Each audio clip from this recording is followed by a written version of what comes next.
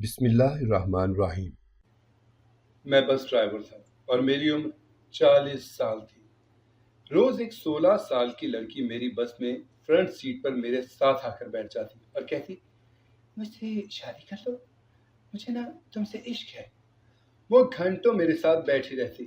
میں بڑا شرمندہ ہوتا کہ یہ میرا مذاق اڑا رہی ہے۔ بھلا اتنی کم عمر اور خوبصورت لڑکی مجھ سے کیوں کرے گی شادی؟ ایک دن میں نے تنگ آ کر شادی کر لی، حالانکہ میں پہلے سے شادی شدہ تھا۔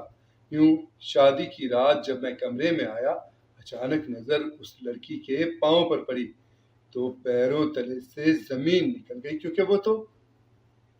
میرا نام عرفان ہے، میں ملتان کا رہنے والا ہوں۔ ہم 5 بہن بھائی تھے۔ ابا ایک ٹیکسی ڈرائیور تھے، امی ایک اسکول میں کینٹین چلاتی تھیں۔ ہم بھی وہیں سرکاری اسکول میں پڑھتے تھے، لیکن میرے بڑے بھائی نے پڑھائی چھوڑ کر ہنر سیکھنا شروع کر دیا۔ ان کے مطابق پڑھائی وقت کا ضیاع ہے، کھانے کو نہیں دے گی اور وقت یوں ہی برباد ہو جائے گا۔ ڈگریاں لے کر گھومتے رہیں گے لیکن نوکری نہیں ملے گی، اگر مل بھی گئی تو تنخواہ اچھی نہیں ملے گی۔ اس لیے وہ پڑھائی چھوڑ کر کام کرنے لگے۔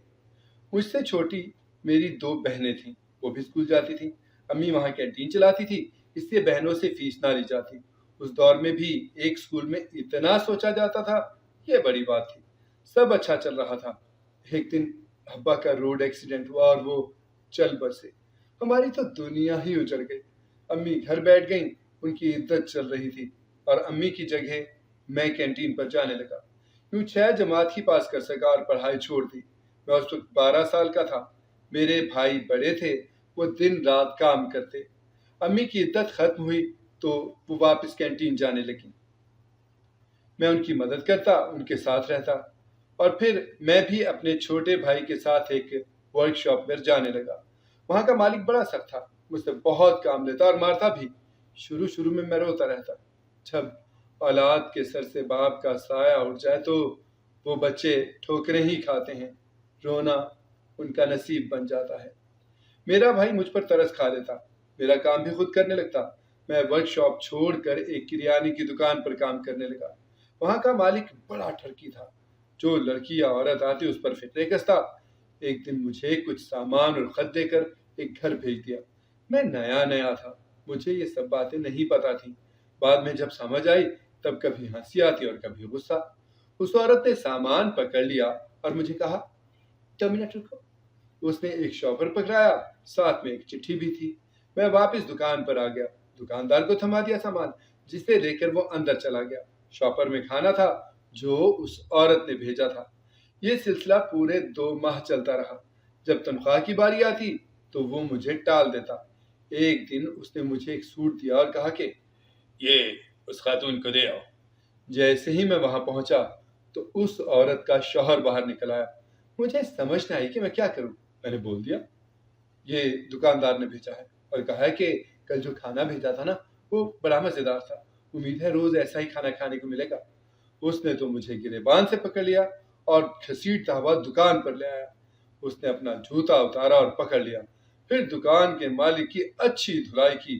تب مجھے احساس ہوا کہ کچھ غلط ہو گیا ہے۔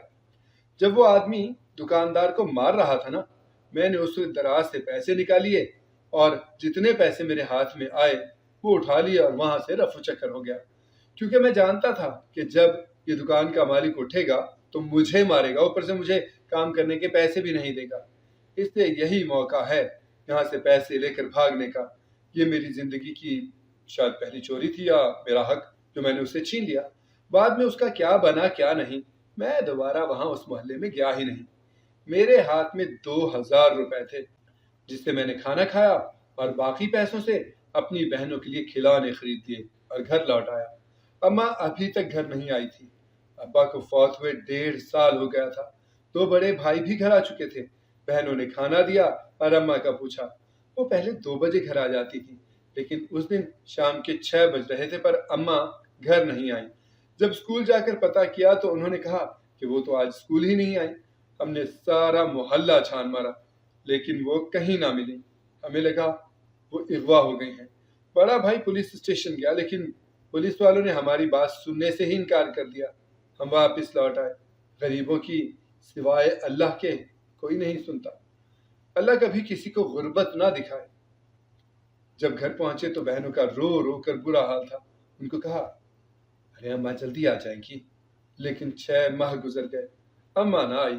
محلے والے باتیں کرتے کہ تمہاری ماں بھاگ گئی ہے، تھی بھی جوان ابھی، لیکن ہمیں یقین نہ آتا۔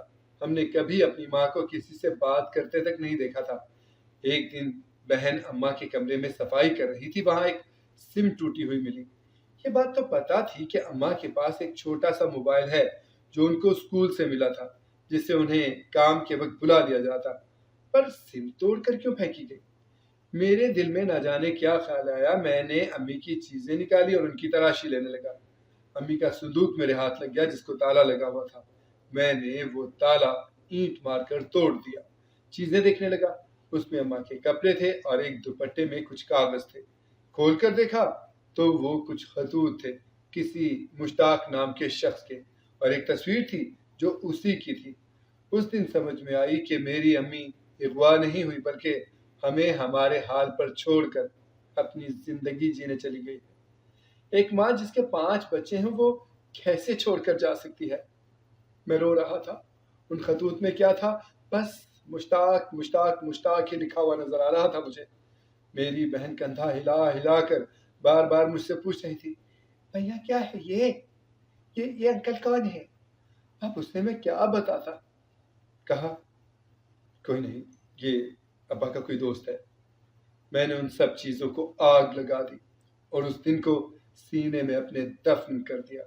اگر بھائیوں کو بتاتا یا بہنوں کو بتاتا تو شاید وہ ماں کو غلط سمجھتے، ساری عمر اس سے نفرت کرتے۔ کیا پتا وہ لوٹ آئے، بس ایک یہی امید تھی مجھے۔ بھائی ہر روز انتظار کرتے، بہت سے ہاسپٹل بھی دیکھ ڈالے، میرا دل کیا بتا دوں۔ پھر سوچا اس غربت میں بھی وہ اپنا سوچ کر بھاگی ہے تو چلو جی لیں اپنی زندگی۔ بھاگی ہوئی عورتوں کی زندگی میں تو بس 4 دن کی ہی ہوتی ہے۔ بہنیں جب اماں کو یاد کرتی تو روتی رہتی۔ 1 سال بیت گیا، لیکن میرے بہن بھائی آج بھی ماں کی راہ تکتے رہتے۔ میرا بھائی اب ہر وقت موبائل پر ہوتا، ہنستا رہتا، کام سے آتا تو سیدھا چھت پر چلا جاتا۔ بہنوں کی طرف سے وہ غافل ہو چکا تھا، لیکن میں پورا دھیان اپنے گھر دیتا، بہنوں کی ضرورتیں پوری کرنے کی کوشش کرتا۔ اس دوران میرا بھائی جمشید ایک لڑکی کو ہمارے گھر لے آیا، وہ بھی بھگا کر۔ کچھ دن وہ چھپتا رہا اور پھر گھر آ گیا۔ وہ اس سے شادی کر چکا تھا، اس کا نام نازیہ تھا۔ جو سب سے بڑا بھائی تھا اس نے شرم حیا دلائی کہ ارے شرم کرو، گھر پر بھی بہنیں ہیں، تمہیں شرم نہ آئی؟ اس نے کہا، جب اماں بھاگ کر گئی تو تم سب کو شرم نہیں آئی تھی؟ سب ایک سکتے کی کیفیت میں آ گئے۔ اس نے کہا، ہاں ہاں میں جانتا ہوں ماں بھاگ گئی، اپنے ہی اسکول کے ایک کام کرنے والے بندے مشتاق کے ساتھ، جس کی پہلے بھی ایک بیوی اور 7 بچے ہیں۔ اس نے بتایا، ایک دن میں کام کے لیے اپنے مالک کے ساتھ لاہور گیا تھا۔ وہاں میرے مالک کی ملاقات مشتاق سے ہوئی، جو پہلے ہی لاہور کا رہائشی تھا۔ اس نے بتایا تھا کہ ایک عورت کو لایا تھا، وہ بڑی کمبخت ظالم ہے۔ اس کا کہنا تھا کہ میرے پیار میں اپنے 5 بچوں کو بھی چھوڑ آئی ہے۔ وہ کہتا کہ میں نے ذرا سا دانا کیا ڈالا، وہ اپنی جمع پونجی لے کر میرے پیچھے پیچھے آ گئی۔ اب سوچ رہا ہوں کہ میرا کام تو پورا ہو گیا ہے، اس کو آگے بھیج ڈالوں۔ میری برداشت ختم ہو گئی تھی۔ بھائی نے بتایا، میں نے مشتاق کا گریبان پکڑ لیا، اس کو مارنا شروع کر دیا۔ 2 دن میرا بھائی جیل میں بھی رہا وہاں پہ، پھر پولیس والوں نے چھوڑ دیا، لیکن بھائی نے بتایا نہیں کہ وہ اس کی ماں ہے۔ بھائی کو ماں سے نفرت ہو گئی اور اس نے مشتاق کی ہی بیٹی کو اسی کے باپ کی طرح پھر دانا ڈالا۔ اس نے چوری چھپے نکاح کیا اور اس کو لے کر ملتان آ گیا۔ وہ جس کو بھگا کر لایا تھا وہ کوئی اور نہیں، اسی مشتاق کی بیٹی تھی۔ بھائی نے اس کو ایک تھپڑ مارا اور اس کو کہا، اب تجھے میں بیچوں گا، ہر روز بیچوں گا کہ تیرے باپ سے بدلہ لوں۔ وہ اسے مار رہا تھا۔ میری بہنیں ہچکیوں سے رو رہی تھیں، کوئی کچھ بھی نہیں کر پا رہا تھا۔ کسی میں یہ سب سن کر بھائی کو روکنے کی ہمت نہیں رہی تھی۔ وہ لڑکی چیخیں مار رہی تھی، پر بھائی اس کو ٹھوکروں پہ ٹھوکریں مار رہا تھا۔ میں اس وقت 21 سال کا تھا۔ میری زندگی میں بچپن سے بہت تجربے ہو چکے تھے۔ میں نے بھائی کو پکڑا اور بہنوں سے کہا، چلو تم لوگ بھابھی کو اندر لے جاؤ۔ وہ لے گئیں۔ شام کو میں ڈاکٹر کو لے آیا اور نازیہ بھابھی کی مرہم پٹی کی اور بھائی کو سمجھایا، بھائی جمشید یار، اس میں اس لڑکی کا کیا قصور ہے؟ اس نے تو نہیں کہا تھا نا کہ ہماری ماں کو لے جائے؟ اس سے بہتر ہے اسے لے آئے ہو تو اب اسے نباہ کرو۔ بھائی کا غصہ کم ہی نہیں ہو رہا تھا، اس نے پھر سے لڑکی کو مارنا شروع کر دیا۔ وہ بے ہوش ہو کر گر گئی۔ میں نے بھائی کو دھکا دیا جس سے بھائی دروازے میں جا لگا اور اس نے پلٹ کر مجھے پکڑ لیا اور مجھے مارنے لگا۔ تبھی بڑے بھائی عمران نے ہم دونوں کو الگ کیا اور جمشید بھائی کو سمجھایا، دیکھو اگر تم اس لڑکی کو مارتے رہے تو یہ مر جائے گی، اس کو مار کر تمہیں کچھ نہیں ملے گا، بہتر ہوگا اس کو چھوڑ دو یا اس کے ساتھ اچھے سے زندگی گزارو۔ ہماری بھی بہنیں ہیں یار، کل کو کوئی ان کے ساتھ ایسا کرے تو سمجھو پھر ہمارا کیا ری ایکشن ہوگا، وہ بھی اگر خدا نہ خواستہ گھر سے بھاگ جائیں۔ تب پتہ نہیں بھائی کی باتوں کا اثر تھا یا اللہ نے اس لڑکی کے لیے بھائی کے دل میں رحم ڈال دیا۔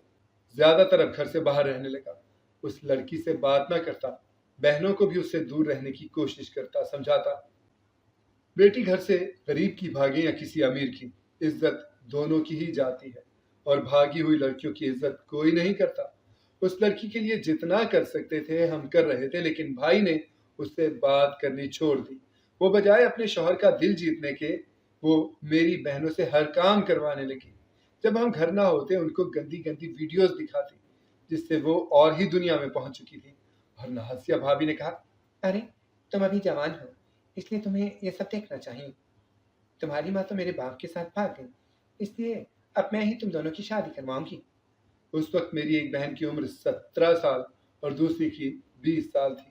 بھابھی کے پاس موبائل ہوا کرتا تھا جس سے نہ جانے وہ میری بہنوں کی کس کس سے باتیں کرواتی۔ اب وہ ہر وقت بھابھی بھابھی کرتی، مجھے یہ بات کبھی پتہ نہ چلتی۔ ہوا یہ کہ میں ایک کرائے کی ٹیکسی چلاتا تھا، مجھے مالک اچھا مل گیا تھا۔ ایک دن ایک آدمی جس کی عمر میرے باپ کے برابر ہوگی وہ میری ٹیکسی میں سوار ہوا اور اس نے اپنی منزل کا پتہ بتایا۔ اس کے ہاتھ میں کچھ چاپرز بھی تھے، وہ بڑا تیار شیار ہو کر آیا تھا اور وہ لاہور سے آیا تھا۔ مجھے جلدی جلدی ایک جگہ کا پتہ بتانے لگا۔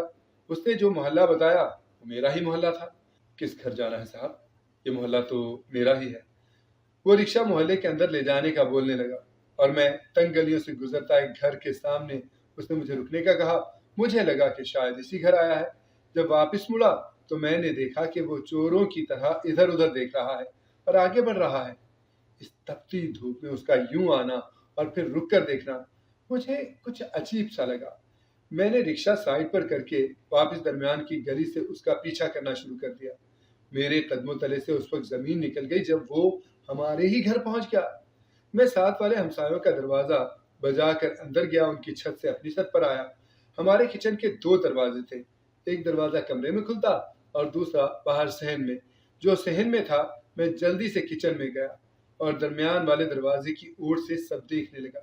اور تب میں نے دیکھا کہ بھابھی اسی آدمی کو جو میرے ساتھ رکشے پر آیا تھا اس سے مل رہی تھی۔ میں شک نہیں کرنا چاہتا تھا، مجھے اپنی آنکھوں پر یقین نہ آیا۔ وہ اس کے گلے مل رہی تھی اور پھر میری بہنوں کو آگے کیا، چلا ملا تمہارے صحیح آئے ہیں۔ میری بہنوں کو جن کو دنیا داری کی ابھی تک سمجھ نہیں تھی، جن کو ہم بھائیوں نے گھر سے کبھی باہر نہیں نکالا تھا، خود بھوکے رہے لیکن بہنوں کی ہر ضرورت کا خیال رکھا، وہ آج میک اپ کیے گلوں میں دوپٹے ڈالے کھڑی تھی اور بار بار اپنے دوپٹے صحیح کر رہی تھی۔ ان کے ہاتھوں کو بھابھی جھٹک رہی تھی، ان کی آنکھوں میں خوف تھا، چہرے پر پریشانی۔ بار بار باہر کو دیکھتی پھر ایک دوسرے کو تکنے لگتی۔ وہ اپنا پسینہ بار بار صاف کر رہی تھی۔ تبھی میں نے بھائی کو کال کی کہ 5 منٹ سے پہلے گھر پہنچے، اور اس دن وہ واقعی گھر پہنچنے ہی والا تھا۔ اسے رات کا بخار تھا اور اب مجھے سب کچھ سنبھالنا تھا۔ میں سب جان گیا تھا کہ یہ سب میری بھابھی کروا رہی ہے۔ اس دن مجھے عورت ذات سے نفرت محسوس ہوئی۔ جیسے ہی بھابھی نے میری چھوٹی بہن میمونہ کو دھکا دے کر اس آدمی کی طرف پھینکا، میں درمیان میں آ گیا، اپنی بہن کے سر پر دوپٹہ دیا۔ دوسری بہن نے بھی ڈر کر دوپٹہ سر پر لے لیا۔ ان سب کی ٹانگیں خوف سے کانپنے لگی۔ بھابھی نازیہ نے جلدی سے کہا، عرفان یہ میرا بھائی ہے، آج ہی آیا ہے لاہور سے۔ اور وہ آدمی مجھے دیکھ کر بار بار رومال سے منہ پوچھنے لگا۔ میں نے ایک زوردار تھپڑ اپنی بہنوں کو مارا جس سے وہ روتی ہوئی میرے پاؤں پکڑ کر بیٹھ گئی۔ تبھی وہ شخص بھاگنے لگا تھا۔ آگے سے جمشید بھائی آ گیا۔ اس نے کہا، کون ہے آپ؟ نازیہ بھابھی ہاتھ جوڑ کر کھڑی ہو گئی۔ میں نے ان کو بازو سے پکڑا اور بھائی کی طرف دھکیل دیا۔ اپنی بیوی سے پوچھو کون ہے یہ؟ بھائی جو پہلے ہی غصے کا تیز تھا بھابھی کو بالوں سے پکڑ لیا اور جو گالیاں اس وقت بھائی کے منہ میں آئیں دے ڈالی اور اس آدمی کو اور بھابھی کو بہت مارا۔ جمشید بھائی نے اسی وقت اپنی بیوی کو طلاق دے دی۔ وہ جو 6 ماہ سے اسے کنارہ کر رہا تھا، آج اس عورت کی حرکت پر سب بتا دیا۔ میں اپنی بہنوں کو بھی معاف نہیں کرنا چاہتا تھا، وہ سہمی ہوئی کھڑی تھیں۔ مجھے پھر بھی ترس آ گیا کیونکہ وہ بچیاں تھیں اور اس سب میں ان کا قصور نہیں تھا۔ جمشید بھائی غصے کا بہت تیز تھا، اگر بتا دیتا ساری بات تو وہ بہنوں کو بھی ماں جیسی کہہ کر تانے دیتا رہتا۔ ابھی کچھ نہیں ہوا تھا، اللہ نے عزت رکھ لی تھی جو میری بہنوں کو وہ چھو بھی نہ سکا۔ بھائی نے بھابھی کو طلاق دے دی، وہ کچھ بول ہی نہ پا رہی تھی۔ اس آدمی کو جب مارا تو اسے بتایا کہ میں ایک کاسمیٹکس کی شاپ پر کام کرتا ہوں جناب، نازیہ کو بہت پہلے سے جانتا ہوں۔ اس نے بتایا کہ گھر پر میرے شوہر کی 2 بہنیں ہیں، ان کے ساتھ دوستی کرو، ان سے باتیں کیا کرو۔ یہ نازیہ خود میری باتیں کرواتی تھی۔ اس سے آگے مزید کہ کچھ وہ بتاتا، میں اور بھائی اس پہ پل پڑے، خوب مارا اسے۔ دوپہر کا وقت تھا، اس لیے گلی میں بھی کوئی نہیں تھا، ورنہ شور کی آواز سن کر پورا محلہ اکٹھا ہو جاتا۔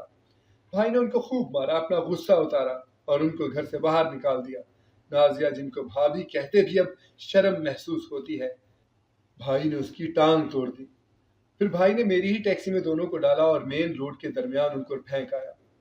بعد میں ان کا کیا بنا کیا نہیں، پر میری بہنوں کو سبق مل چکا تھا، وہ میرے پاؤں پڑ گئی تھی اور سب بتا دیا کہ کیسے بھابھی ان کو ویڈیوز دکھاتی تھی اور کیسے اس آدمی سے بات شروع ہوئی۔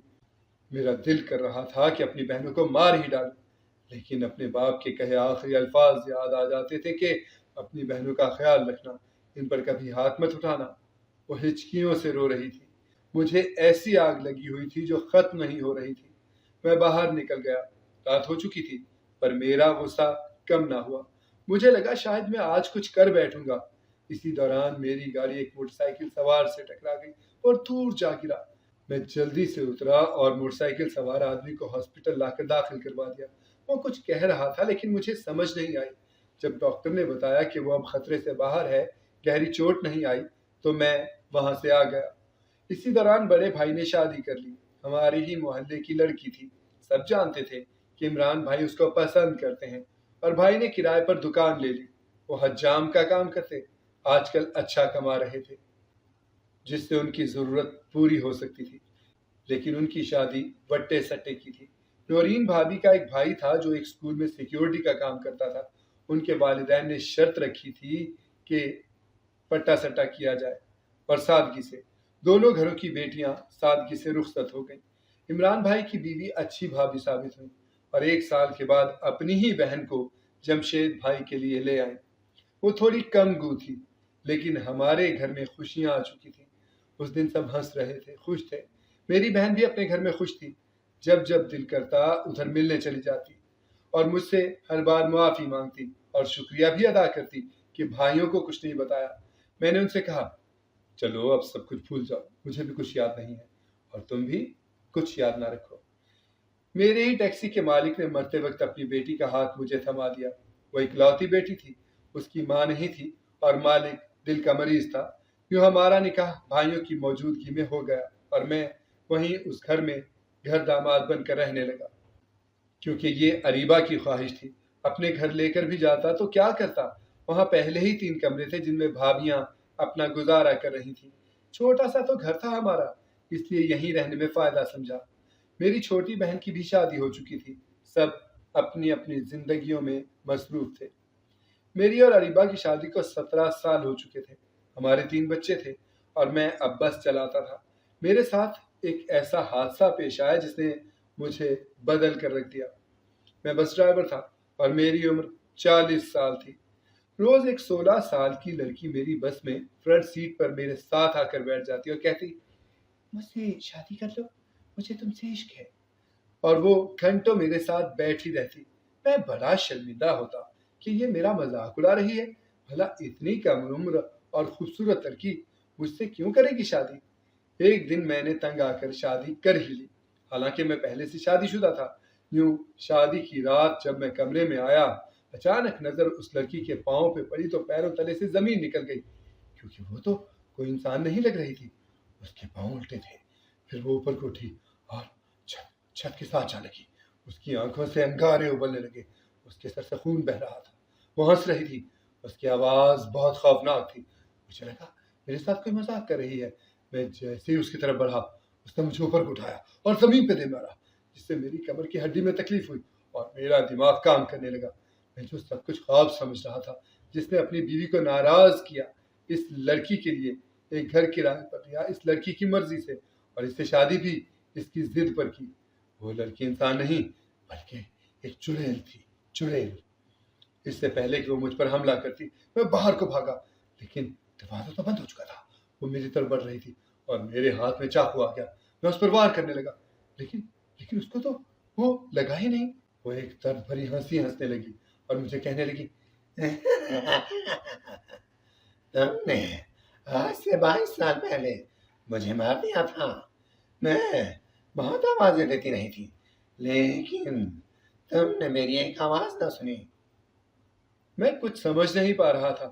اس نے مجھے گلے سے پکڑا اور کہا، تمہارے خاندان کے ایک فرد کو مار دوں گی، کسی کو زندہ نہیں چھوڑوں گی، اسی لیے تم سے شادی کی ہے تاکہ تمہارے سارے خاندان کو چن چن کر ماروں۔ میرا سانس بند ہو رہا تھا، میری آنکھوں کے آگے میری بیوی کا روتا ہوا چہرہ تھا۔ اس نے مجھے روکا تھا، اور میرے بچے، میرے بعد ان کا کیا ہوگا؟ جو یتیمی کی زندگی میں نے جی ہے، وہ میں اپنے بچے کو نہیں جینے دوں گا۔ تب میں ایک زوردار قوت سے اس کو دھکا دینے لگا۔ اس سے پہلے کہ وہ میری طرف بڑھتی، میں کمرے سے بھاگ آیا۔ جس گھر کو اس نے کرائے پر لینے کا بولا تھا، وہ گھر اسی لڑکی کا تھا، اور میں تب اپنے گھر بھاگ آیا اور اپنی بیوی کو سب بتا دیا۔ لیکن میری بیوی ہنسنے لگی۔ وہ میری بیوی نہیں تھی، اس کے اندر اب وہ لڑکی آ چکی تھی۔ تبھی اللہ نے میری مدد کی، میرا بھائی اور بھابھی ملنے آئے، اور تب میری بیوی آرام سے دوسری طرف منہ کر کے بیٹھ گئی۔ میں موبائل سے میسج کرنے لگا بھائی کو کہ بھائی مجھ سے کچھ مت پوچھنا، بھابھی کو لے کر گھر سے باہر جاؤ، میں باہر آ رہا ہوں۔ اور تب ہی اس لڑکی نے بھائی پر حملہ کر دیا۔ بھائی سب کے لیے تیار نہیں تھا، ان کو بہت بری چوٹ آئی۔ بھابھی کو وہاں سے جانے کا کہا اور خود بھائی کو اٹھانے لگا اس سے پہلے کہ وہ دوبارہ حملہ کرتی۔ میں نے بھابھی کا دوپٹہ چھین کر اس کو آگ لگا دی اور اسی کی طرف پھینک دیا۔ ہم وہاں سے باہر آ گئے، بھائی کو ہاسپٹل داخل کیا، اور بھابھی نے بتایا کہ ہمارے محلے میں ایک بی بی جی رہتی ہیں، ان کے پاس چلتے ہیں بھائی۔ ہم وہاں چلے گئے، انہوں نے ہم سے ساری بات جانی، اور اسی وقت اسی گھر میں جس گھر میں اس لڑکی سے میری شادی ہوئی تھی، ہمیں جانے کا کہا اور خود بھی ہمارے ساتھ چلنے لگی۔ انہوں نے گھر میں جیسے ہی قدم رکھا، تیز ہوا چلنے لگی۔ انہوں نے ہمیں ایک دائرے میں بٹھا دیا اور خود کچھ پڑھنے لگی۔ اتنے میں وہ لڑکی خون خوار آنکھوں کے ساتھ مجھے دیکھنے لگی۔ اس نے بتایا، آج سے کئی سال پہلے اس کی ٹیکسی سے میری موت ہو گئی۔ یہ میرے باپ کو لے گیا تھا، لیکن ہم ماں بیٹی کو چھوڑ گیا۔ میں یہ بات نہیں جانتا تھا، لیکن وہ کسی بھی طرح تیار نہیں تھی، اور تب اس بی بی نے کہا، آپ اس کو طلاق دے دو۔ میں نے فوراً اسے طلاق دے دی، اور تب ہی اس عورت کو جس کو سب بی بی کہتے تھے، انہوں نے پورے گھر کو آگ لگانے کا کہا۔ وہ لڑکی اب ان کی قید میں تھی، وہ چیخ رہی تھی، لیکن میں، بھابھی اور اس عورت کے ساتھ آئے ہوئے 3 لڑکے مٹی کا تیل لے آئے اور گھر کو آگ لگا دی۔ ہم باہر نکل آئے، پورے گھر کو آگ لگ چکی تھی، چیخوں کی آوازیں بلند ہو رہی تھیں۔ انہوں نے مجھے ایک تعویذ دیا پہننے کے لیے، جس کو آج بھی 3 سال ہو گئے ہیں میں نے پہن رکھا ہے۔ اگر آپ کو ہماری کہانی پسند آئی ہے تو ہمارے چینل کو سبسکرائب کریں، لائک کریں، شیئر کریں، اور بیل آئیکن پریس کرنا نہ بھولیے گا تاکہ ہماری ہر آنے والی ویڈیو آپ کو بر وقت مل سکے۔